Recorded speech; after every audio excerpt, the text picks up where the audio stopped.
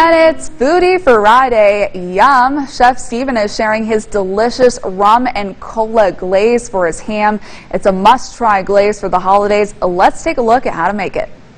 Hey everyone, welcome back to my kitchen. This is Chef Stephen. Today we are going to be doing a rum and cola glaze for our Thanksgiving ham. Now of course Thanksgiving is less than a week away. This recipe is actually out of my cookbook, Get Your Grub On, for our rum and cola fillets, but I figured let's try it with our Thanksgiving Day ham. Now this is a smaller recipe, so of course if you like it, you want to try it, put it on a bigger scale. It'll work just as good for your big 5 to 10 pound hams. So with that being said, we've got a few ingredients here in front of us. We've got 2 cups of dark cola. We've got a ½ cup of dark rum. We've also got a tablespoon of water, a ¼ teaspoon of cornstarch to make a slurry, and then some added bonuses. We've got a tablespoon of hoisin sauce and a ½ teaspoon of sriracha. Finally, we have a tablespoon of butter. Now you're probably telling yourself, hey Stephen, there's no sugar. You got to have a lot of sugar to make a glaze. Yes, you're right. However, there's a lot of sugar in our dark cola, so I figured let's just omit that and use this for our wonderful ham glaze. So when it comes to making your ham, you can slice it as thick or as thin as you want. I kind of went a little bit on the thicker side because I like a nice thick cut of ham.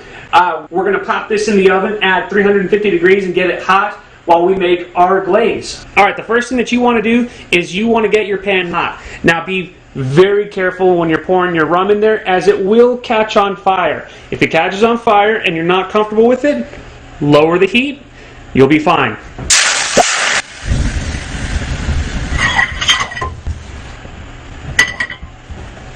So there you have it. You're going to catch your rum on fire. Don't be too scared.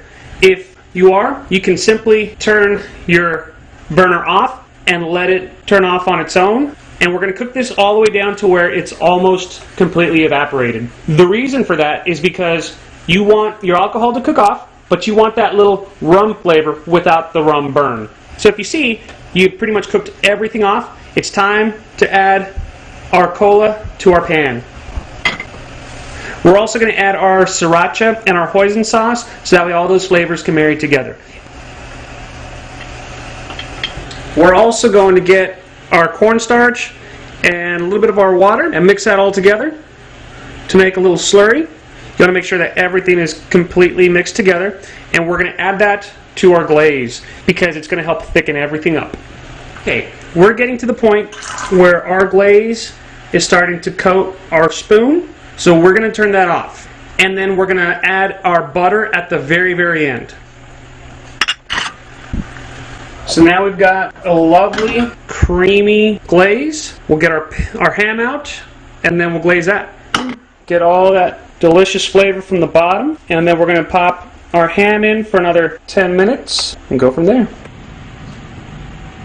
Those flavors all together, the saltiness of the ham, the sweet from the glaze, from the Coke, from the spice of the sriracha, that Asian flavor from the hoisin sauce, all together, very complex flavors, but very delicious and very easy to make as well. Again, this recipe is in my cookbook, Get Your Grub On. It was initially meant for my rum and cola fillets. However, it ties in really well with the ham glaze as well. I hope you learned something today. Make sure you follow me on social media, Chef Stephen Gonzalez on Facebook, Chef Steve Gonz on Instagram. Or to get a copy of this recipe, make sure you go to chefstephengonzalez.com so you can make these excellent recipes at home and get your grub on. Thank you very much for watching. We'll catch you next time. That does look delicious. And again, if you're interested in learning more about Chef Stephen and his recipes, Get Your Grub On is on his website, chefstephengonzalez.com. Yum, yum, yum.